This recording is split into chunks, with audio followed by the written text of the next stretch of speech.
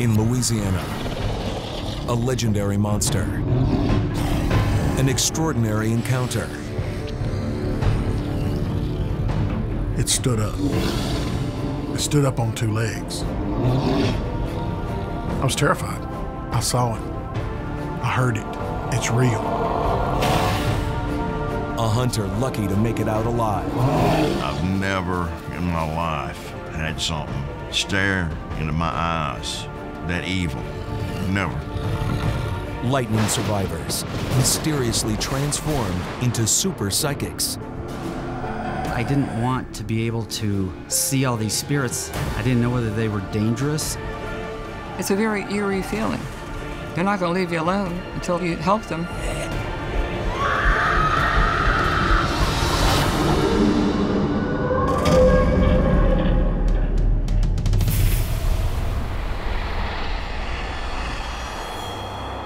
Two states, Texas and Louisiana, joined at the hip by an old crooked waterway, snaking its way through bayou country, the Sabine River, where thick woods and cypress swamps converge. Strange sightings have come to light. Reports of an unknown waterborne beast, powerful, predatory, stalking any that ventures too close to its turf. You have reports of people seeing something strange, credible people reporting incredible things. They've heard screaming, had stuff thrown at them, stomping, trees shaking. There's some pretty wild things go on down there. I know people that fish that will not go up and down that river at night because of their fear. Because they've either seen something or they've heard something that has just scared them to death.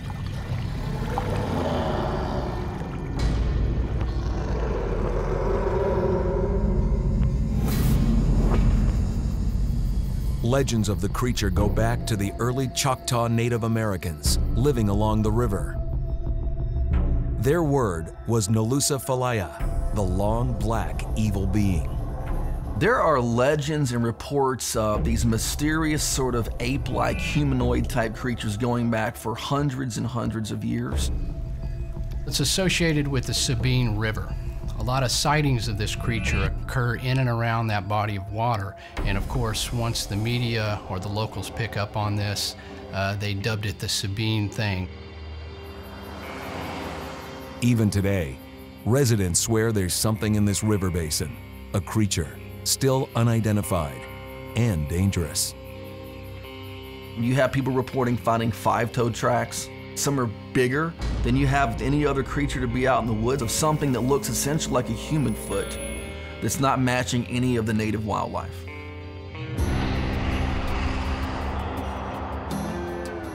Near the northern end of the Sabine National Forest, one expert outdoorsman has had two startling encounters with the Sabine Thing.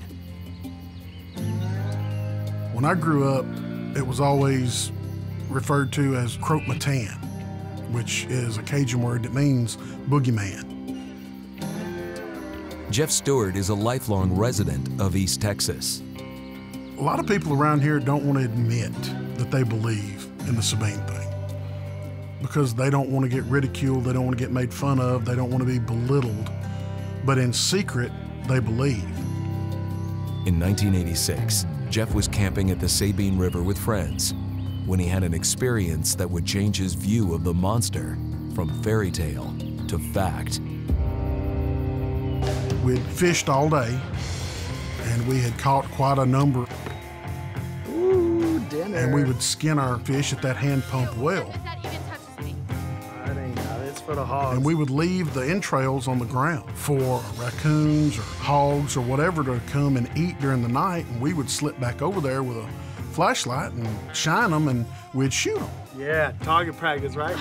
Poor hogs, they're only hungry. All right, come on, let's go fry these up. We'll be back, hogs. The leftover catfish attracted some unwanted attention.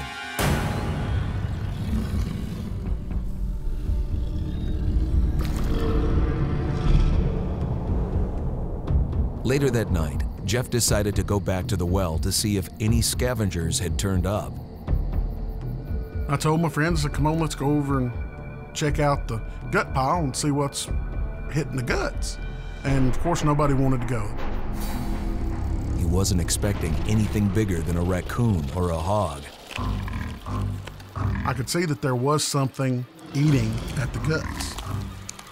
And I raised my rifle. And when I got probably about 20 yards, it stood up. It stood up on two legs. I was terrified. It was looking me dead in my eyes. It was very similar to human eyes. I've been hunting these woods ever since I was born. I've never seen anything like this. Interrupting the creature's meal, Jeff wondered, was he next on the menu? It seemed like forever, but it could only have been just a matter of seconds.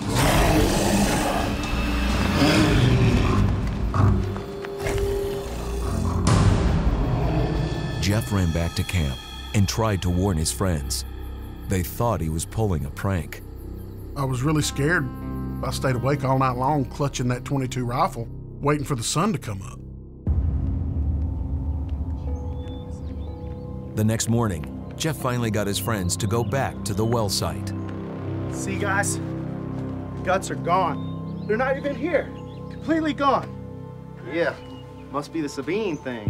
And on the ground right by the gut pile, there were tracks. And I wear a size 14 triple E. And with my shoe on, I could step in the footprint of a barefoot track. Look at these footprints, seriously, guys. There's one right here, too. My friends still wouldn't believe it. I found one too, bro. So at that moment, I decided not to tell another person. I kept my encounter with the Sabine thing a secret. I didn't tell a soul. Jeff's encounter with the infamous creature of the Sabine left him wary. I thought about it every time I went in the woods, every time I went hunting. I never went outside with my children without being armed. He knew these creatures were out there. Many locals would readily agree. One man who ventured into these woods will never go back again. I felt like I needed to do something.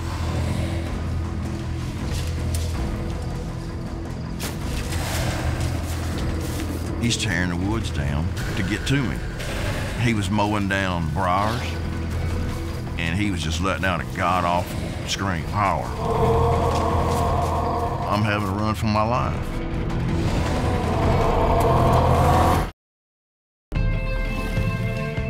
The Sabine thing. Terrifying two-legged hairy beasts. Rumored to roam the Sabine River Basin along the Texas-Louisiana border. If you look at the area where it's sighted, along the Sabine River, which runs along the border of Texas and Louisiana, there's been hundreds of sightings over the years. One cold evening in February of 1996, Jeff Stewart and his father were fishing. We had caught quite a large number, probably about 100, 150 pounds worth of fish. It was getting dark, so they decided to keep their catch in the river overnight. Well, I'm tired. We'll come back clean up tomorrow. We had put our fish in this coop, and we had floated it probably 20 feet out into the water. We were tired from the day's fishing, so we went home.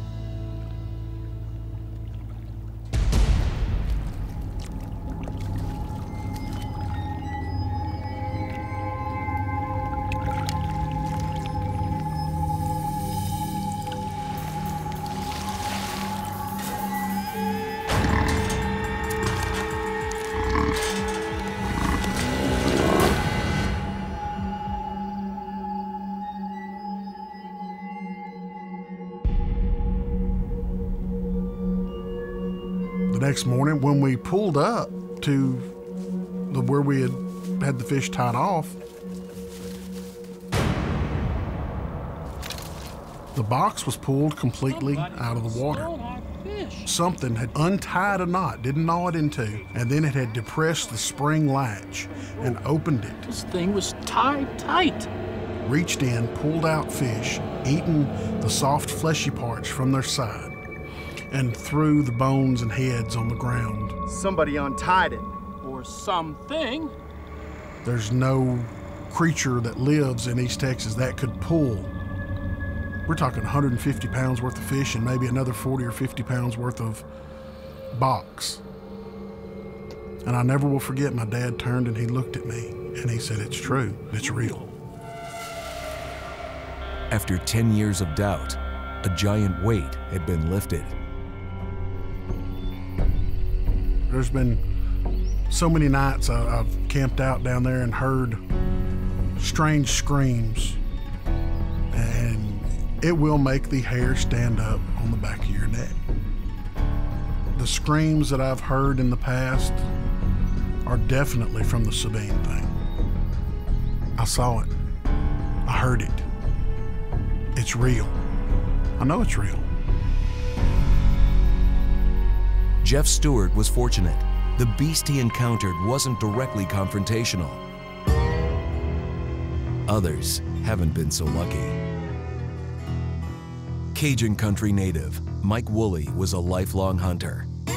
One night in the woods completely changed his view of the region in which he lives. This is the first time he's come forward on TV to share his story. For 20 years, I kept my encounter with the Sabine thing pretty much to myself because I was afraid of ridicule. I just didn't want to be labeled as a crazy. December 1981, 3 a.m. On that chilly night, Mike Woolley was settling into his deer stand near the eastern bank of the Sabine River. Right off the bat, he could tell something wasn't right. I noticed that the woods were real quiet that day. I mean, you could hear pin fall. There was no crows calling, nothing. I mean, just totally dead.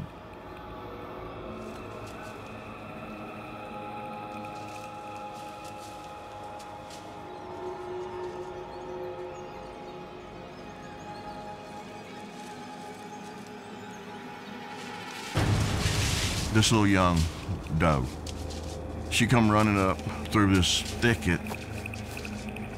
She come straight to my deer stand and laid down at the bottom of my deer stand. She was actually touching the bottom of my deer stand, breathing hard. She had been run. Mike figured a buck was pursuing the doe.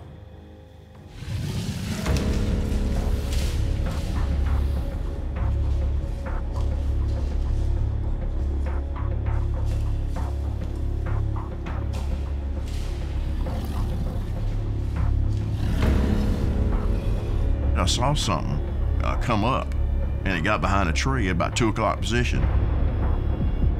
It was a big, tall, black, hairy creature, something. 8 foot tall, 500 pounds, 3.5 foot to shoulders. It was unbelievable. Something ain't right. He's a monster. I was afraid. If I took my eyes off him for a split second, he would charge me. The Sabine River, Louisiana. In December 1981, deer hunter Mike Woolley was deep in the woods. After an exhausted doe collapsed at his tree stand, Mike is confronted with a predatory beast. The legendary Sabine Thing. For Mike, it was kill or be killed. I had a pretty good high-powered deer rifle, but I was afraid that if I shot the thing, I'd make it matter, and then I would be in trouble. The eyes were just, they were horrifying. They were demonic. I've never in my life had something stare into my eyes that evil. He let me know that he wasn't intimidated, that he was ready for war. He was like, if I wanted to make the first move, do it. and he'd finish it. I was bringing my finger around towards the trigger, and he let out a growl, a scream. It felt like getting hit by a 70-mile-per-hour wind. I just automatically dropped my rifle. I knew right then that that was some kind of communication. And I knew something was coming to join him.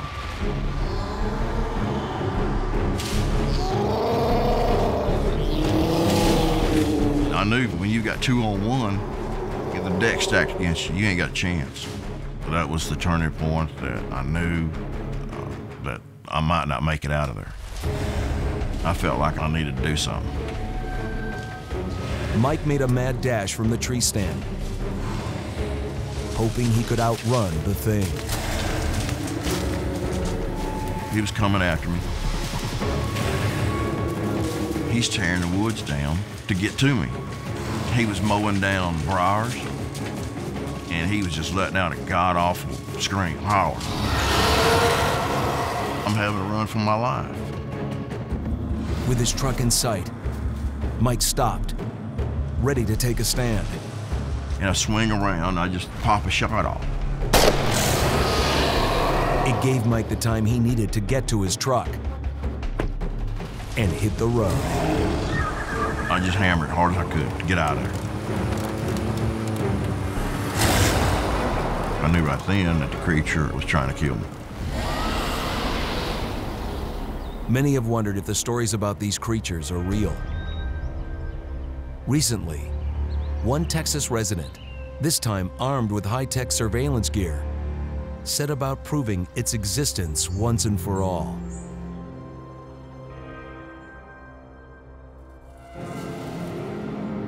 Information technology expert Bruce Densford thought his high-tech skills could be useful for Bigfoot research. Being that I was in IT, I have kind of a finger on what was coming down the pike as far as new technology coming in. Monsters like the Sabine are notoriously tough to track. What if we gave them a dose of Big Brother? With modern technology, we can now put cameras on that, we can put audio there. We may have as many as 15 recorders in the field on any given night, and puts us in a whole bunch of different places at the same time effectively. Recently, Bruce and a research team went out in hopes of documenting creatures like the Sabine Thing. Take this GoPro right here, it's on, and I want you to set it up. They quickly got to work installing an array of surveillance gear.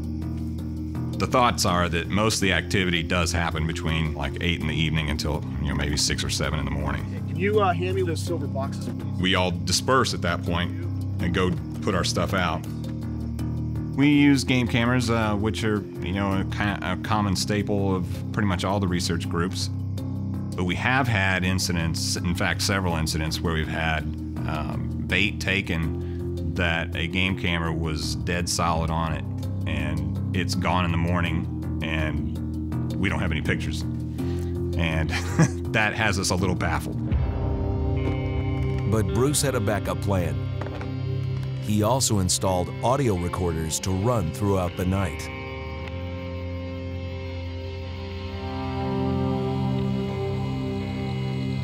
When the rest of the team turned in, Bruce stayed up, his eyes and ears on high alert. I was sitting there in the car just kind of listening. I was going to basically be the sentry to find out, what happens, if anything. It was certainly something I'd never heard before. One of the other guys yelled at me saying, "Hey, did you hear that?"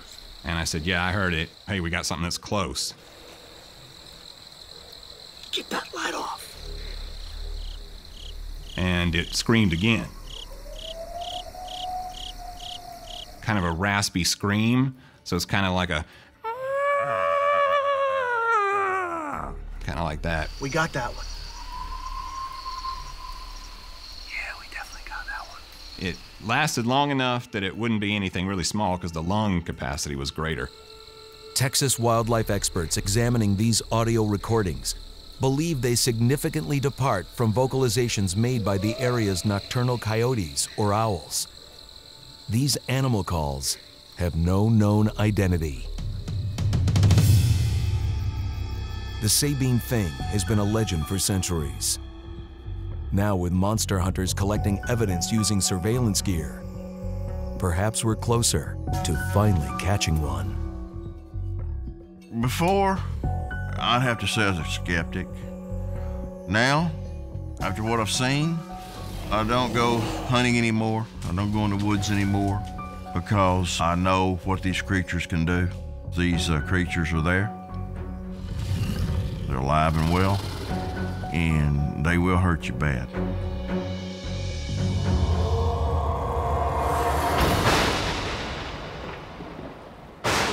A blast of lightning.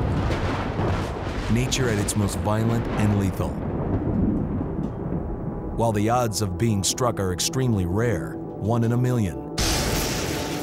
Each year, worldwide, some 20,000 people die from lightning. Then, there are the mystery cases, people who survived a bolt of lightning and were transformed in the most baffling ways.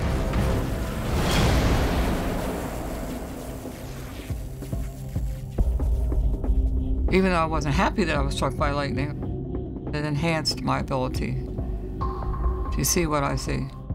Psychics who can somehow sense the dead. Feeling how someone died is the most terrible feeling you could feel. I sensed her being beaten, kicked, every horrible act possible. And the fear that the victim had, I could feel.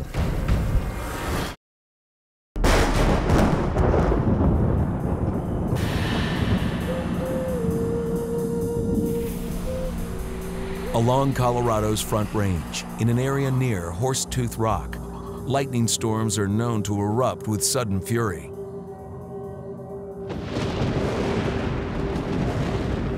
July 7th, 1997.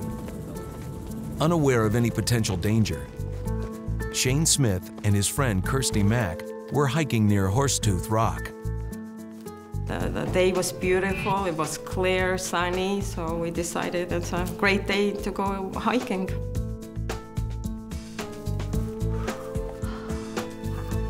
Hey, storm's moving in quick. You might want to head down soon. Yeah, we'll keep our eyes open, thanks. We saw the lightning sort of dancing around in the distance. The view was amazing. We didn't think anything about it. We even saw lightning bolts going on around us. We were just kind of awe-stricken how beautiful it was and how magnificent. So we were just like in a theater, taking it all in.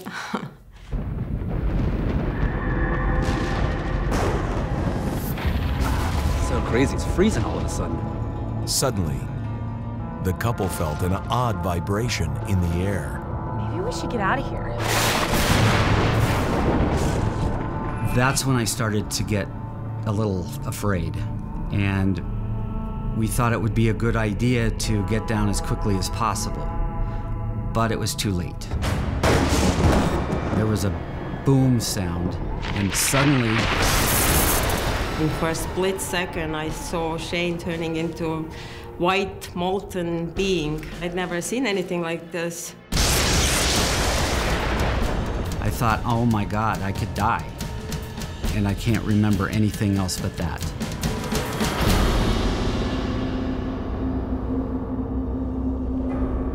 Shane was under doctor's care for months. I couldn't put a sentence together. I couldn't read. I went through a lot of pain. The strike had rotated his pelvis, pushed vertebrae into his head, disrupting the flow of spinal fluid in his brain. Lightning had devastated Shane's body. Kirsty. You're gonna be okay. But within his mind, there were changes as well. Shane had always been an intuitive person. Now those perceptive powers took off. I noticed Something was different. I started to sense things more deeply. I started to see spirits. I knew they were in the spirit world, but I was just shocked that I was able to see them so clearly. I couldn't control any of it when I saw it or when it happened.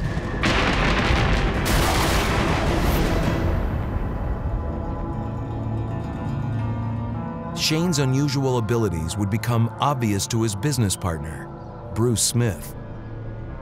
As real estate investors, we're often going to houses to just take a look at them and see what they look like. Bruce remembers one encounter with Shane's abilities that was particularly eerie. We had just acquired a new home and we were going to rehab it, and we were in the mobile home with our inspector. Once Shane entered, he knew right away they weren't alone. I heard a noise and I felt an extra presence.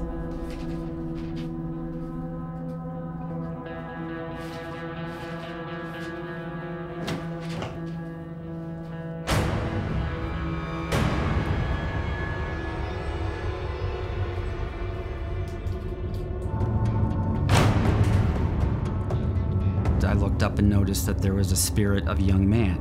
He told me that he wanted me to give a message to his mother. Tell my mother not to be in anguish anymore. I'm okay. I'm okay.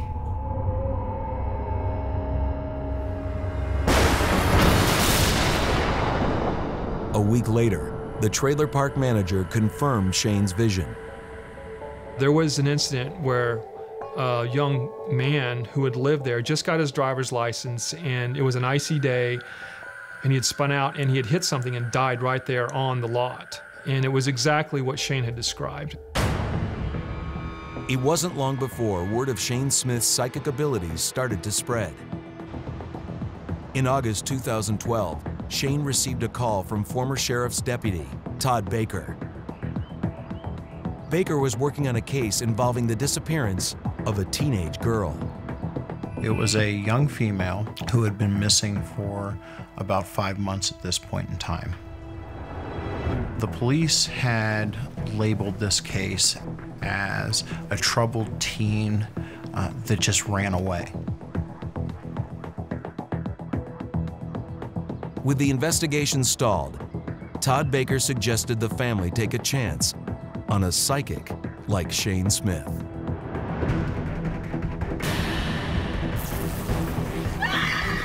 I felt her pain. I saw her incredible fear.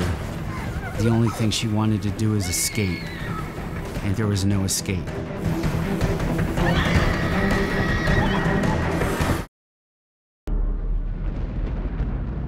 In 1997, near Fort Collins, Colorado, Shane Smith narrowly survived getting hit by lightning. Soon he noticed a supernatural side effect, leading Shane to take on an extraordinary calling as a psychic investigator, helping families traumatized by crime. I got a call from Todd. He said, "We have an investigation." He didn't tell me what it was. He told me nothing about it. He just basically had me get in the car and we went. So like this area here. Former sheriff's deputy Todd Baker started off showing Shane an aerial map of the region. You ready for this? Yeah. Okay.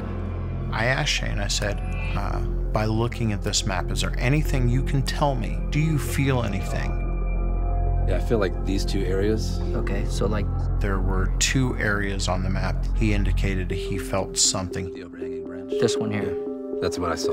That these 2 areas were quite important to the case. The first area was a wooded area near the airport, a location not known to be connected to the case. The second area he pinpoints is uncanny, a downtown intersection, the last place the missing girl was seen. I really appreciate your hard work. You've done an amazing job.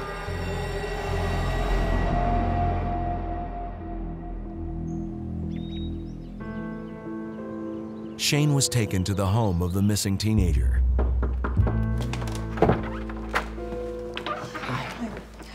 Good evening, how are you? brought Shane with me. I think he's gonna be a great asset. He's fine, my little girl. Okay. May I? Thank you. Welcome. What do you have to do? We allowed Shane to move throughout the house, touching personal artifacts, diaries, books, a shirt in the closet. Things that were close to this girl. Whatever you need.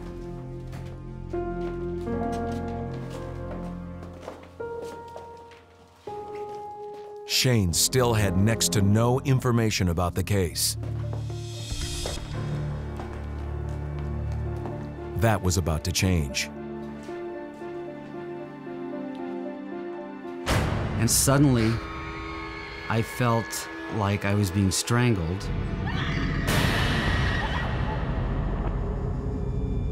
I felt like I was being hit in the head over and over. I saw a tree with a long, overhanging branch. Mom. Please help me. I saw her fear, her incredible fear. Are you all right? It was extremely painful to go through what she was going through. What did you see? I saw a tree. I described the area that it was in, described the tree, knew it was by a road. Oh, that tree. Let me see the photos. When Shane described the place, the girl's mother remembered a picture she had of the area. This is the tree. This is it. They knew where they needed to go next.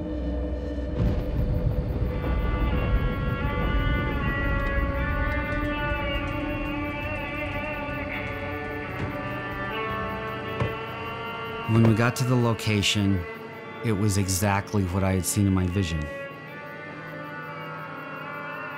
I heard the girl say, "Mom, Mom, please help me." Mom, please help me.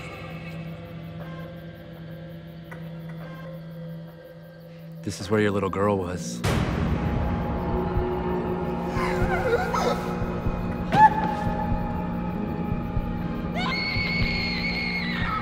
I knew what had happened to her. I knew how it happened. I could explain it all, just as if it were happening then.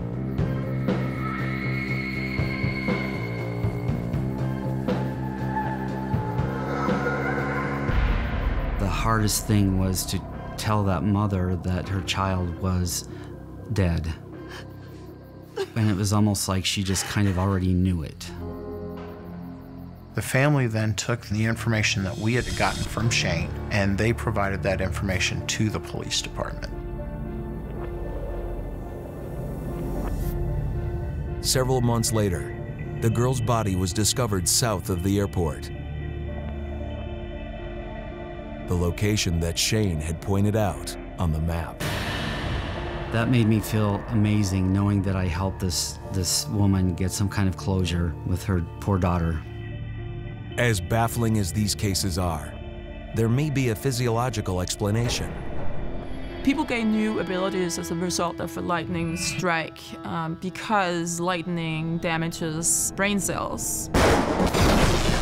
This huge amount of neurotransmitters are released all at once, so it's flooding the brain with these neurotransmitters that are basically exciting the brain. Over a period of about 4 weeks, it can create new connections in the brain. And those new connections can give people abilities that they didn't have before.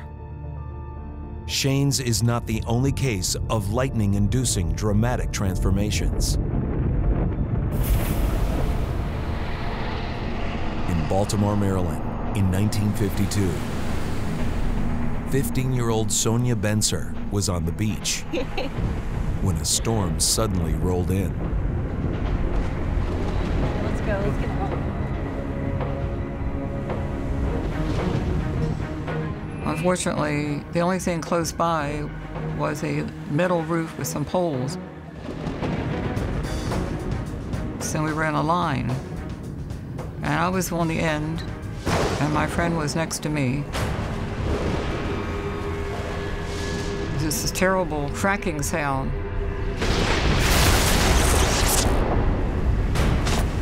And then the next thing you know, my legs were knocked out from under me and I was lying on the ground.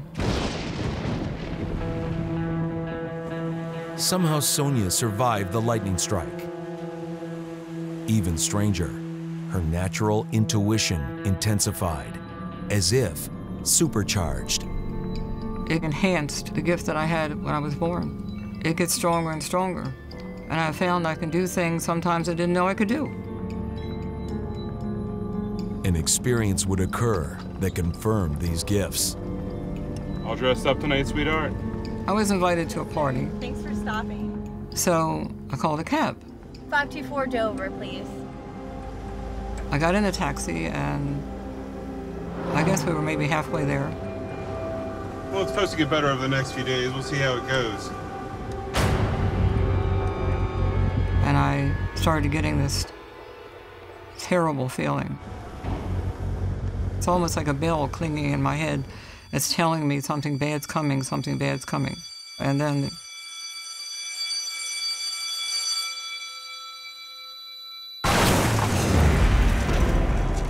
it's almost like a motion picture in my head, and it's moving, and it's showing me all these things.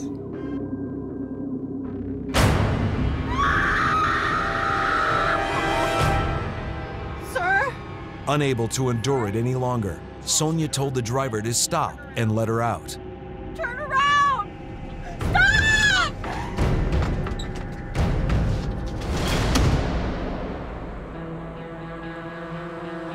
What were all those terrifying images? A fatal car crash, just after the taxi had dropped her off. When I saw on the news what had occurred, I just thank God that I wasn't in it. Because of my ability, because of my psychic feelings, it protected me. 5 decades after the lightning struck, Sonia Benser's telepathic gifts have made her famous. Sonia's psychic abilities would one day put her in the midst of a violent crime case played out in the Virginia swamps. They hadn't found the body, so they weren't sure what really happened. Maybe you could help us. Find someone? He's in the water.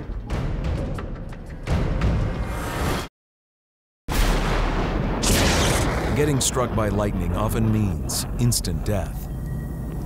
Sonia Benser is one of the mysterious exceptions. She not only survived a strike, Sonia developed a psychic sixth sense. Over the years, she's used her lightning powers to help solve crimes that have stymied law enforcement. Patrick McGuire, a former reporter for the Baltimore Sun, was a witness to one of Sonia's most remarkable cases. The Norfolk, Virginia Regional Office of the Secret Service had been investigating a counterfeiting case for quite a while. The crime involved millions of dollars in counterfeit bills, and perhaps a murder. 3 people had been convicted of counterfeiting and were in prison. The only loose end was that one of the suspects they couldn't find, and he seemed to have disappeared. A key suspect whereabouts unknown. That's where Sonia Benser comes in. Have a seat. The agent in charge told her that he needed her help in finding this fellow they were looking for. That's all he said. He didn't mention anything else. And she said, I get the feeling that you're from the government. When he first asked me about the case, I gave him the initials, first and last, of the victim. With Sonia's help, the investigation turned to an area of swampland in southern Virginia. I saw the swamp, and I knew it was very isolated. I knew that there was a hunting lodge. I knew there were dogs there. And I see the letter P. The agent in charge, this didn't make any sense to him. The P and the barking dogs. And then she said, about this fellow you're looking for, he's dead, isn't he?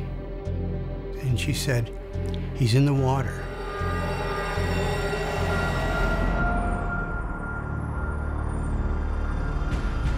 The search took them down a long, winding road.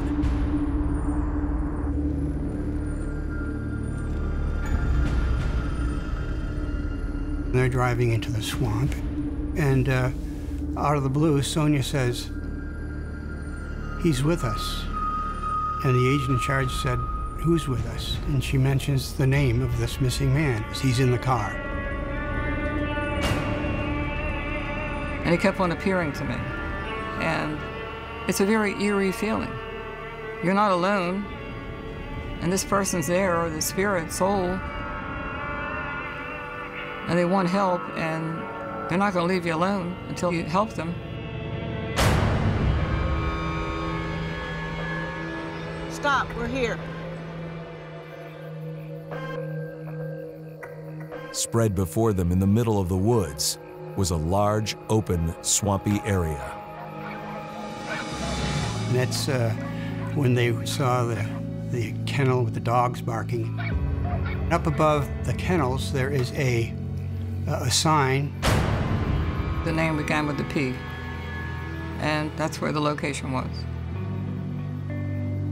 Sonia found the place where the Secret Service now believe the victim was killed. He had definitely been tied and bound, and I felt all the things he had experienced, like I do with every case that I get like this. And it was almost like living it again with him, like I was there when it happened.